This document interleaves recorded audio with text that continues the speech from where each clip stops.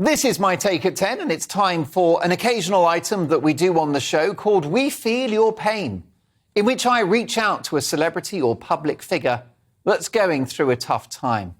Tonight's Rebekah Vardy, reality star, model, influencer, wife of Leicester City striker Jamie Vardy, and a woman who spends more time in court than Rumpole of the Bailey. Oh yes, she loves a court case, does our Rebekah. And I can understand why, because she went to court because she didn't want people to know that she's a two-faced, duplicitous, untrustworthy hypocrite. At the heart of the story is Coleen Rooney, who's married to Wayne Rooney, of course, making her the second most long-suffering spouse since Rose West.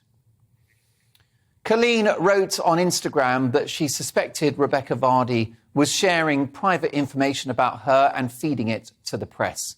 There followed a ridiculous and expensive trial in which Mrs. Vardy faced the court with a weaker defence than Leicester City's back four. Well, in what has proved to be a colossal own goal, the court upheld Coleen Rooney's side of the story, and Vardy's career is now in tatters. Her TV career in particular is now in worse shape than John Leslie's, Rolf Harris's, and poor old Bouncer from Neighbours. Life's a bitch. A sorry tale, rough justice. And you know what really hurts? The financial pain that she has now brought upon herself. Yes, millions of Brits are dealing with the cost of living crisis, struggling to fuel their cars, heat their homes and feed their families. But poor Rebekah Vardy, whose husband Jamie scrapes by on 150 grand a week, is now going to have to pay damages and legal costs in the region of £3 million. Crikey, Jamie Vardy will have to work for a whole few months to pay that bill. What are they going to do? They'll probably have to cancel their weekly Ocado order of Cristal champagne and caviar. They'll have to get rid of a few of their Bentleys and Lamborghinis. And this really hurt when I read it. They may have to sell their £2 million mansion in Portugal, which Rebekah considers their haven, away from the glare of publicity. The property has 3 pools, a gym, steam rooms, and 6 bedrooms.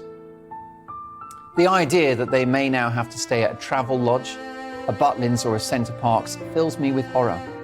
I can't imagine they'll be comfortable around ordinary people.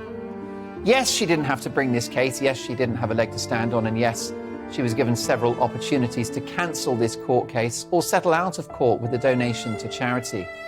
But Rebekah knew best. Things are now so bad for the Vardy family financially, we may have to have a whip round so that they don't have to sell their last Rolex. I'm thinking of starting a GoFundMe page to raise money for this poor couple who are going to have to struggle along with their remaining properties of their portfolio and their millions in the bank. I might start doing fun runs on their behalf in a Leicester City jersey, obviously. And I think someone should consider contacting Bono about organising a fundraising concert in their name. We've had Live Aid. What about Rebekah Aid? I think she's earned it. Do we call Bob Geldof? I think we do. I think we make that call. After a court case that didn't need to happen, which enriched only the lawyers, which wasted court time and newspaper column inches, there's only one cause for celebration, and that's the fact that this absurd, extravagant and tedious soap opera is now over. It's Coleen 1, Rebekah 0. And this once admired wag gets relegated to the 2nd division in the celebrity world.